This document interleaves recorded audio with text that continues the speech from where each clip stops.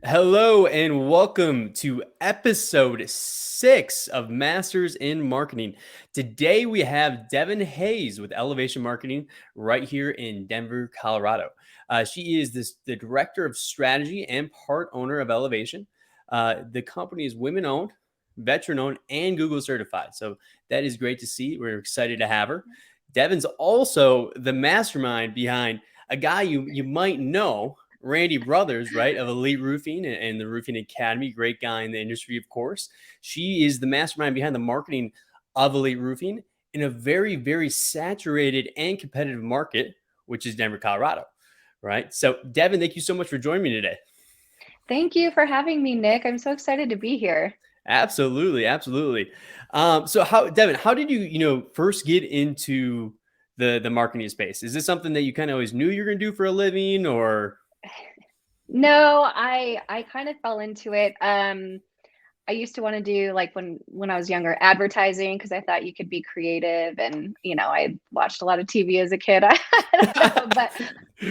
But then when in college, I kind of started studying it. And prior to college, I was in the Navy and did a lot of tech, and so Thank you. I found oh, you're welcome. Kind of a happy marriage between tech and creativity in digital marketing. So yeah, just kind of fell into it. Really, I had no idea that this would be my kind of niche when I got older. Super cool. Yeah, super cool for sure. Yeah. Now, obviously, you've been working with Elite Roofing, a great company, top rated company out here in Denver, Colorado, and one of the owners is Randy Brothers. Yeah. It's a very competitive market, right? Would you agree with that in Denver? Absolutely. Absolutely. It's highly competitive. There's obviously the saturation within the market, but also kind of the geography of the city.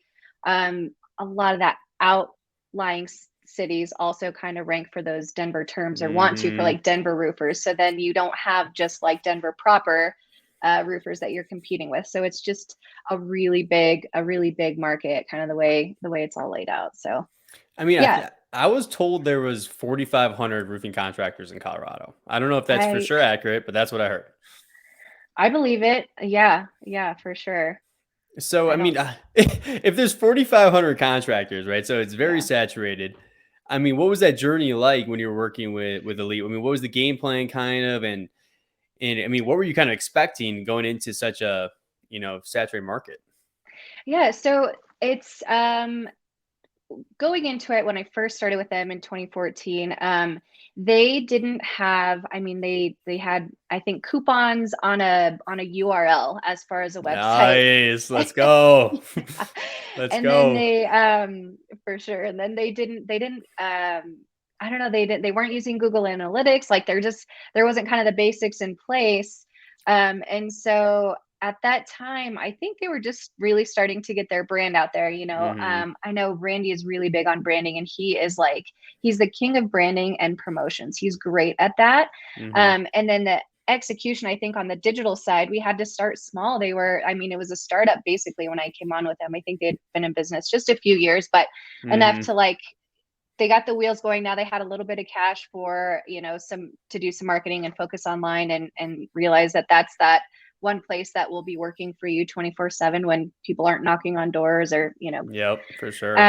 yeah, driving trucks around. So we kind of started with we needed to get a website up, get some tracking, get some metrics in place. We know that roofing is cyclical, but every market is different as far as how people are searching for your particular service, if Hmm. they're searching for your brand. So we started small. We're like, let's take this little bit of budget, focus on your website, get you a local presence, and then start the slow crawl that is SEO. When you have more budget, we can add, a lot like email marketing, do some paid media. I think we've tested, radio, direct mail, all that kind of stuff. But we really started at that rudimentary level of cool. We have a new website that is Hmm. really it's a really pretty car, but we need to make sure that the tires have some traction on it. So Yep. that's where kind of getting that SEO foundation in place was step one, I think, for their online presence and getting that digital footprint. And over time, SEO, I mean, Google has like, I think it's over 400 algorithm updates every single year. And some of them are major, and some of them, there could be 80 in a day and you don't notice. But so over time, updating it, the focus used to be just organic SEO. And then it was like, okay, now we've got the maps and the 3-pack, like we got to focus on that. And then technical SEO. So there's kind of these 3 different elements of just this one animal that we all refer to as SEO, that they all kind of have to be tackled differently and play a major role in your marketing. So anyways, long story long. No, that's cool. That's good to know. Yeah. We Because started there. I have a couple questions from that. First one is there a Yeah. way that, the standard roofer can kind of stay up to date on Google trends and changes and stuff like that with the algorithm? You really can keep up to date. There's actually, I think there's a Google Trends website, so you can check that out if you want to see how frequently, like if you're looking for Denver roofers, we'll stick with kind of that topic. You can see how many searches there have been through Google Trends. It's actually something you can look up, and you can, if you're deciding on a keyword that you want your website to be targeted for, you can say, are they searching Denver roofers or Denver roofing contractors or Denver roofing contractor, with just, not plural. So, so you can follow Google Trends as far as keyword research goes that way, but staying up to date with them. I mean, if you follow them on Twitter, there's people to follow there. Twitter.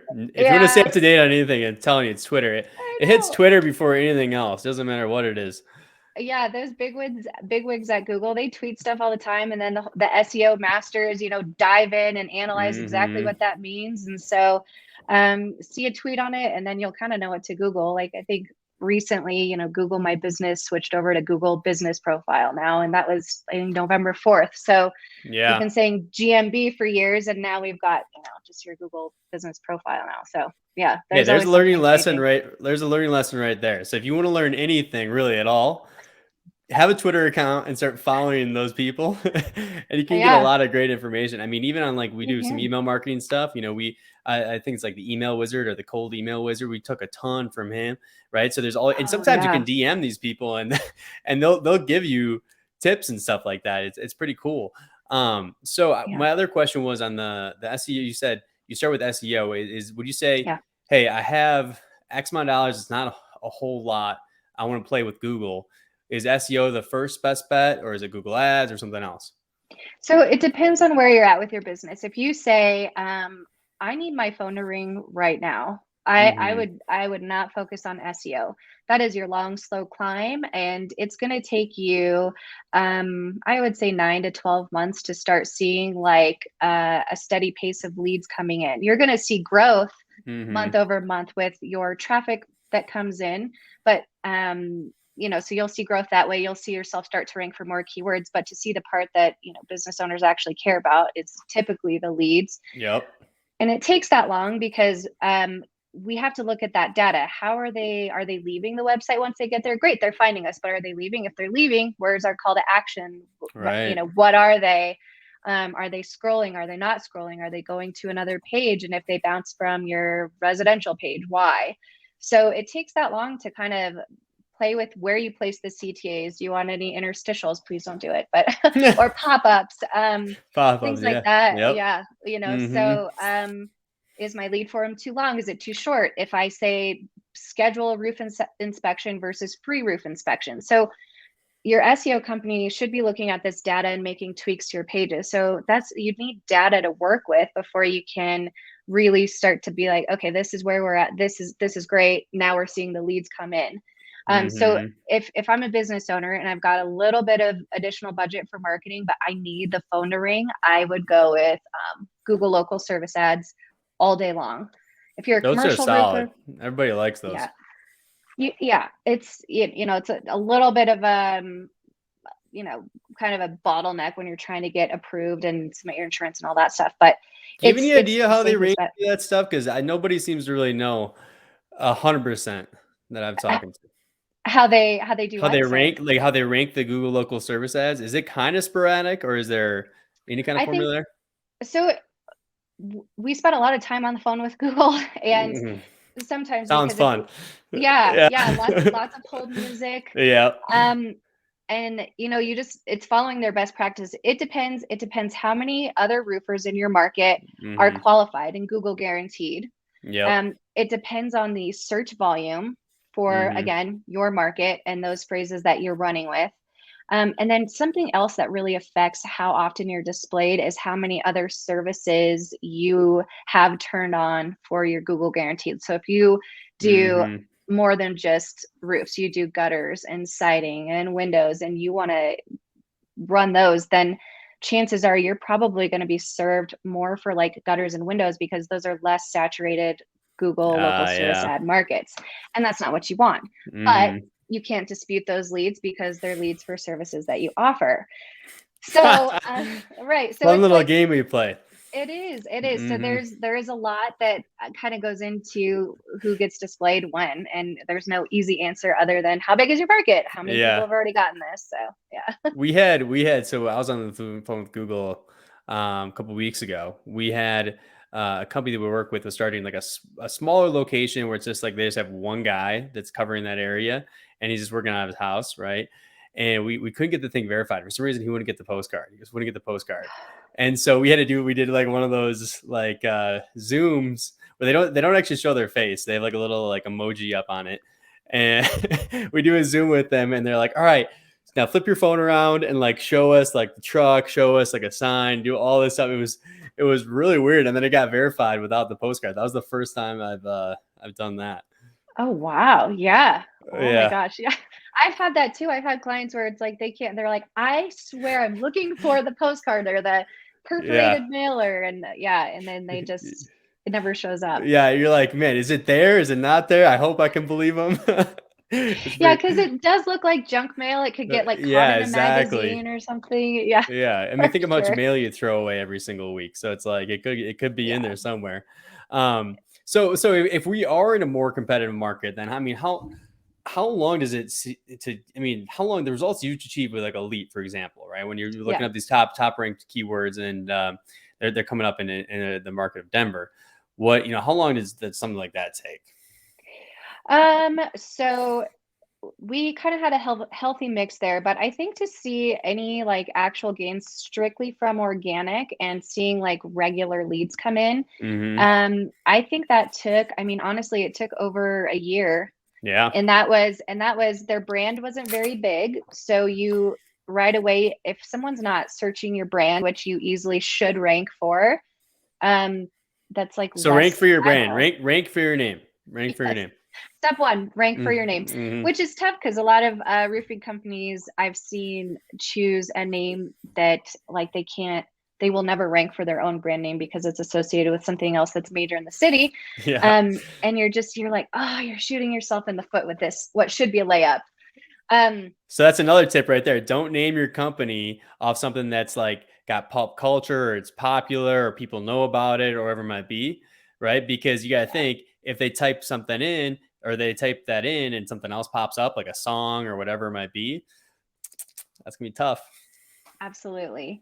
Mm. Yeah. So we had to work on their brand and their online presence, and then immediately, with SEO, I think their referral rewards program started kind of right away, and we pointed people specifically to Google over like Facebook or Yelp or Home Advisor or any of those other online review spaces. Hmm. We really encourage people to use Google because we all know Google loves Google, Oh yeah. and it will refer to its own products before it refers elsewhere. So those two things were huge in the beginning, and they really gained traction within like 9 to 12 months, I would say.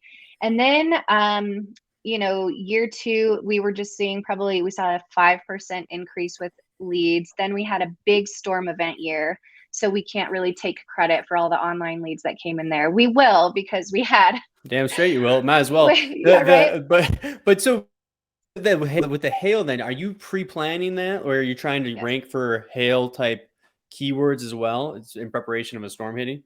So we have, yeah. So what we do with Elite, we have a campaign in place before storm season. Hmm. It outlines the blogs we're going to write, how many times a day on social media, and creating those social posts. It has our pay per click campaigns. We have our conversational marketing, our chat bot. We have a specific storm bot in place and set up, And then we have our email marketing campaigns in place for, our partners, our insurance agents, and kind of those B2B partners. And then we Nice. have a separate campaign for the B2C partners.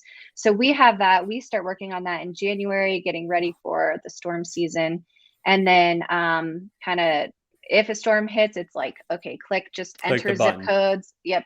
Hit the easy button.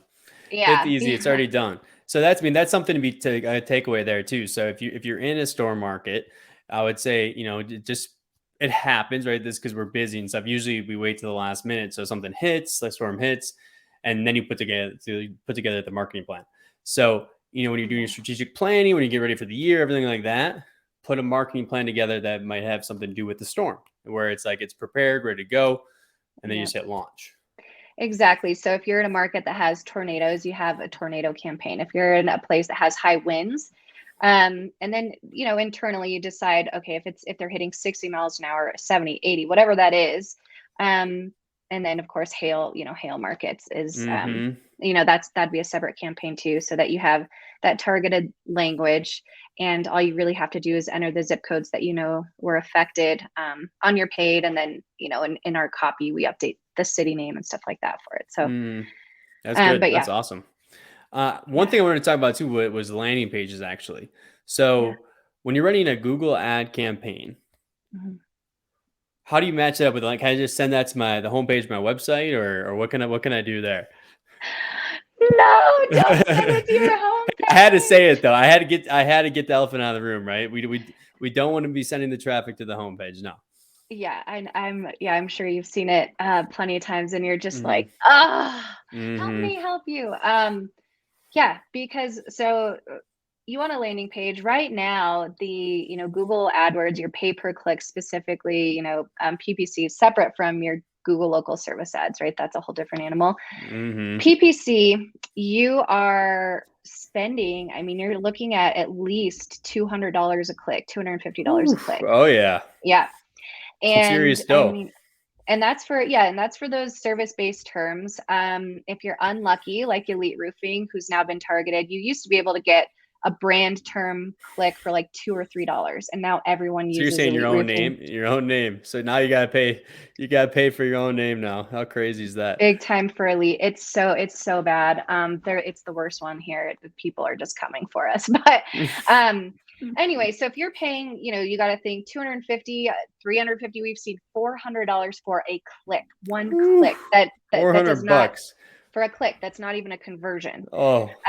Yeah. So you don't want to drive them to your homepage because you're not giving them directions. So having a unique landing page that has a specific offer on it, and that gets tricky because in roofing, especially in Colorado, we know, I think it's like House Bill 1562 or 1580, one of those House bills that says you can't waive somebody's insurance deductible.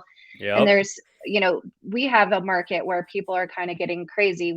They try to give away the farm on these landing pages, but whatever it is, they're giving it away. They're giving it away.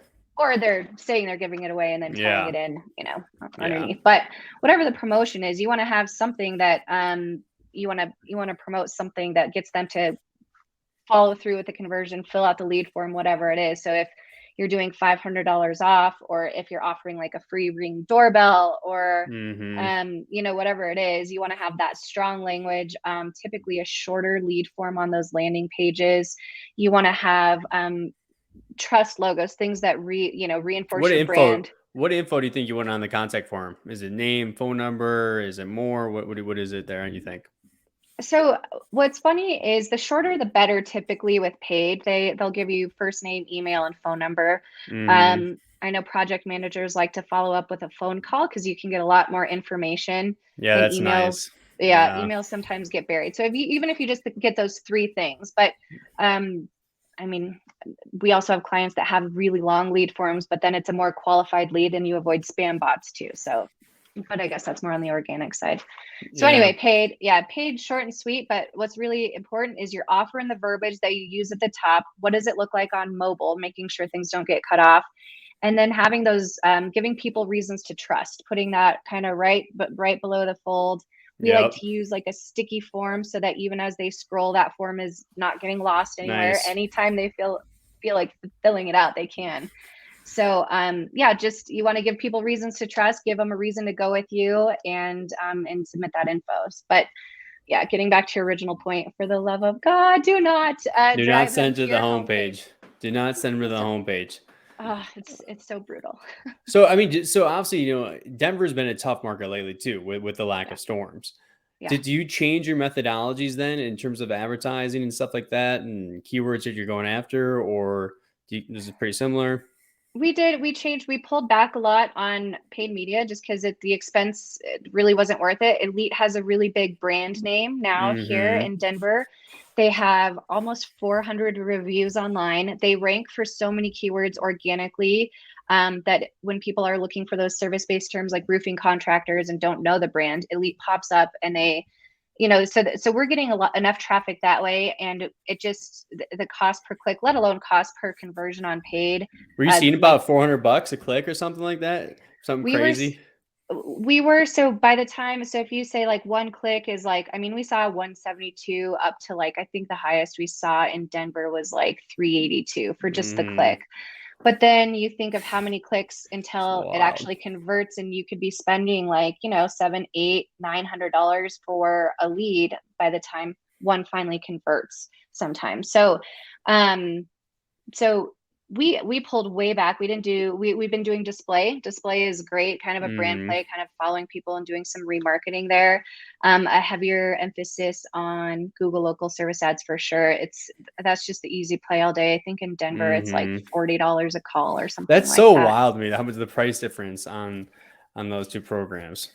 Yeah, it's that's why it's like all day long. Any roofer, even roofers that have like contacted us now, when we've talked to from the roofing academy, we're like, guys, you don't want to do paid right now. Google Mm. has kind of tightened it up so much that they're on AdWords, they're forcing a lot of automation that really drives up what you're spending. And we've got, Is and even though you can set your price per day, your budget per day, say it's $300, that's maybe 2 clicks or 1.5 clicks, and then you're not being served anymore when yeah. you could, so it's it's just not even like fun to be on Google anymore because it's so expensive. Now, when you get a big project, then that Then $700 it seems pays like off. nothing. But if Mm-hmm. you're a newer roofer and you don't have this like massive budget and you need to be a little bit more conservative, like I would never recommend that people do AdWords with a conservative budget. It just go GLSA all day. You Mm-hmm. can just, right, because you dispute anything that's not a legit lead and you get your money back. You have to babysit the account. You definitely have to stay on top of it. So you want to devote a person or man hours to staying on top of that each week. But yeah, it's just yeah, and in those bigger markets, we're seeing the same thing. Commercial roofing terms are insanely expensive right now, and it sucks for them because they can't really use GLSA the way like a residential roofer can. Exactly. So that's a little bit tougher there. So if you're gonna, if you're a commercial roofer, that's like a whole other talk track there of what we recommend as far as like PPC and display and the Mm-hmm. direction we have them go. Well, so I'll ask about that next, but next thing I want to Yeah, actually would say is smaller markets. Just more, yeah. is anything different in the smaller markets where it's not as competitive, or is it same game plan? Um, honestly, at this point, because as I said, the way Google AdWords is kind of set up right now, they want you to use a lot of automation, and we've very traditionally been against that because the automated bidding and stuff like that, you don't have control over. I don't know there where you're being served sometimes, or when you're being served, But or that's what Google wants, though. Like that's their big push, basically. exactly. And so Mm-hmm. if you don't follow their recommendations, and I'm sure everyone's gotten these calls, this is your Google, Oh yeah. advisor letting you know that you're not optimizing your campaign, and they want you to, widen the area or something, but that's not what serves your business. Or they continuously want you to do these automations that make it, they kind of run through your budget super quick, and it doesn't, and it's not as targeted. So, but without doing this, your quality score goes down, and when your quality score goes down, you won't get served, and if you don't get served, then no one's seeing your ad anyway. So it's kind of a game that we don't love right now. And so if you have the option of doing Google local service ads, we're just pushing that really hard, because you can't beat the price per click, and you can't beat, meeting those buyers. They're like actively seeking your services. It's not like a passive user it's just like all day long we're just pushing people to that, which, it's we do, paid media management, and we're telling people like, you can actually manage it on your own and you don't really need us, but that's what's best for companies right now. So Well, that's what I was gonna say too. So if you were looking for an agency to partner with or anything like that, biggest tip I would have is, go with somebody you think you can trust and that's gonna stay up yeah, to date with the latest trends, because this stuff changes so much. So like when we were working like on any of our programs, I try to have a few different options, right? That are generating leads or results, right? yeah, And that way, if one of them goes dry or things change, you still have other options. So diversifying your plan too is also another big thing. absolutely. Yeah, Mhm. definitely. And then you touched on something really important, and that's like trusting your agency, Mhm. because SEO is like cloak and daggers. You don't really see what we're doing. We can show you metrics and gains, but it's really hard for the client to see if their phone isn't ringing and if they're not getting online form submissions. Mhm. So and because it's a long-term thing, like if you're not with a company you trust, you're gonna continuously be questioning what they're doing, and that just doesn't work for anyone. It's like I can't make you trust me. I can show you numbers that are Mhm. improving, but so I think that's a huge thing. You got to like who you're working with. You have to trust them, Completely and agree. you and definitely going into SEO specifically, it's It's the because great it's such unknown. It's the great unknown, right? yeah, and because it's such a long, slow marketing strategy, you got to be in it for the long haul. And any SEO company, because then I get forwards of some interesting marketing that's like, get on page one within 1 month, like. Oh yeah. And I saw that one, but it was for a YouTube video. I'm like, how many people looking for a new roof turn to YouTube? Yeah, Like, right. Exactly. you can, 100%. right? So it's like, okay, are your customers there? I don't know. Like, no, not in roofing. So Yes. what? So actually, one another thing is, what about the reviews? So, Yeah. 388 reviews on Google, right? 4.9 stars, looking great. Yeah. Do you suggest using an automated tool, or do you have a strategy to get more reviews online for contractors? Yeah. So there, I mean, automation is always great. I think Randy probably talks about this at the Roofing Academy, but the referral program, any sort of like rewards program you can set up for those referrals. Um, Mm-hmm. I mean, and not everyone can afford a ton of money if you're a startup, but I mean, buying someone a cup of coffee, like a $5 or $10 Starbucks gift card or something like that. Honestly, that's where we really started to see it take off. And Elite is really good with their internal processes as far as like, okay, a roof is closed out. They get a handwritten thank you card that asks for the reviews. I think the project managers, I think Nice. there's automation in like with their drip campaigns Yep. once a job is closed out. And then within that email, it has the links to where you can leave a review. And then I know it's also like in their sales presentation. So they talk about it quite a bit. It's not something just at the end. And I think, that also helps the customer in making a decision, because you're like, check us Mm-hmm. out, look at us online. We're trustworthy contractors. We're talking to you about reviews now because we care. This matters to us. And so I think it was a combination of like, everything Randy and Elite set up as far as their processes with the sales team, and then on the administrative side as well. And so getting that program in place has been huge. And then strategically, we're kind of like, Mm-hmm. can you do Google and not so much Facebook or Yelp? All Because day Yelp, Google. please, I yeah. can't stand Yelp. Oh, can anybody? Well, I lived in San Francisco for a little bit. People in California, they like Yelp because Yelp was out there, right? Other than Yeah. that, nobody likes Yelp.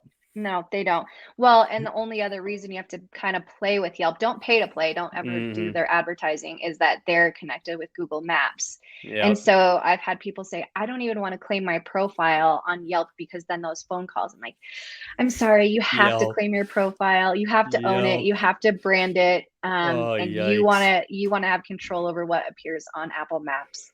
They'll via get you. Yelp. So yeah, They'll get you. Yelp. There's a documentary called Billion Dollar Bully, and it's all yeah, about how Yelp bullies small business owners. It's pretty bad. I have to watch that. It's true. We It's bad. actually, I think on Elite's blog, we were like, there's we have a blog post um about how they hide like the recommended reviews because Elite had, I don't know, they had like 30 or 40 reviews that were not recommended. Yeah, which But was what does that mean? What does that even mean? yeah, well, according to Yelp, it means their Yeah. algorithm isn't serving them. And Yeah, you're like, exactly. right.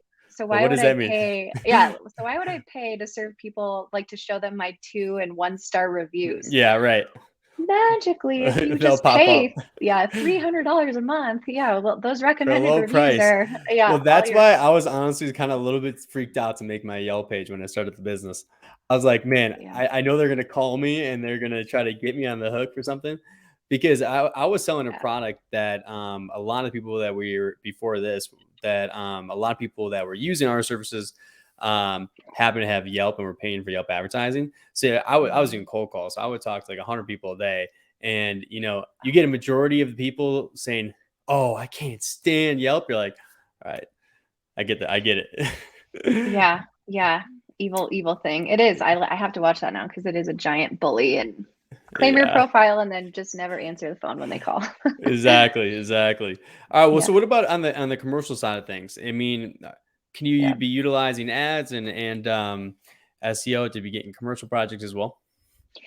You absolutely can. There's a lot less search volume on the in the commercial field. So the commercial side of things. So Hmm. and those searches are more specific because you've got your different buyer types, right? Like I know you guys have everyone do their buyer personas, right? Yep. And um and so kind of the mistake that I've seen is talking specifically about commercial roofing services like solely instead of also focusing on commercial roofing applications on your website and your content because maybe an admin that's like, oh shoot, we have a leak, hey admin, please go find a commercial repair, roof repair, versus like a facilities manager who knows that they have like TPO, they know whatever else about like the Hmm. roofing system, and the way they search is completely different. If Yeah. they're looking for like SPF, like I think it's spray polyurethane foam, but